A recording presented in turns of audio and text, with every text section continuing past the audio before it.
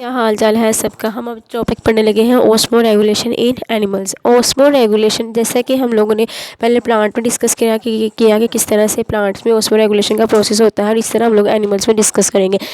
देखिए, जिस तरह पौधे प्लांट के सेल को भी वाटर के गेन और लॉस के अडोप्टेशन के लिए बहुत ज़्यादा उसकी रिक्वायरमेंट्स होती हैं, इसी तरह हम लोग एनिमल सेल में भी देखते हैं कि उसको ज़्यादा critical balance of water face करना पड़ता है। ना सिर्फ वाटर को बैलेंस करता है बल्कि वो सल्यूट को भी बैलेंस करता है इन दी बॉडी। इस तरह अगर वो वाटर की रिक्वायरमेंट उसकी नहीं पूरी होती तो वो सर्वाइव कर नहीं पाता। ठीक है, वाटर हमेशा लगातार एंटर हो रहा होता है और लीव हो रहा होता है किसी में से सेल में से। इसी तरह quantity of water and this solute is kept, हमेशा वो कहते हैं हमेशा बैलेंस में रहते हैं water of quantity of water और इसकी किसके सल्यूट की। ठीक है, अब दो मेन अप्रोचेज़ हैं हम लोग ओस्मो रेगुलेशन में।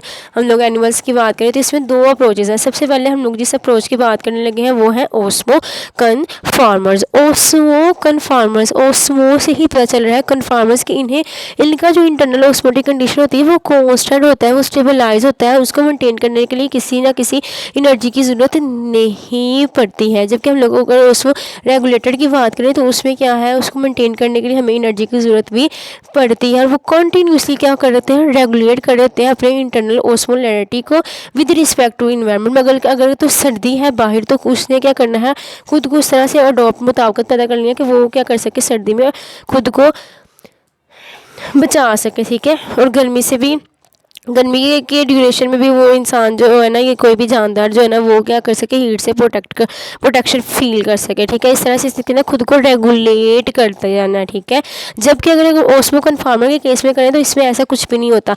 अब ओस्मो कन्फॉर्मर्स की अगर हम लोगों ने एग्जाम्पल देखनी है तो बहुत ज़्यादा मेरीन इनवर्टिब्रेट्स इसकी एग्जाम्पल में आती है। जैसे कि मेरीन इनवर्टिब्रेट्स में हमारे पास क्रैब्स आ जाती हैं, लॉबस्टर्स आ जाते हैं, ये है मेरीन इनवर्टिब्रेट्स इसकी एग्जाम्पल। और अगर हम लोग वर्टिब्रेट की एग्जांपल देखें तो इसमें हैग फिश आ जाती है। ठीक है, इसमें हैग फिशेस आ जाती हैं। क्लियर है ये चीज़। मैंने वर्टिब्रेट की भी एग्जांपल आपको बताई है, इनवर्टिब्रेट की भी आपको एग्जांपल बताई है, और वर्टिब्रेट की भी एग्जांपल बताई है।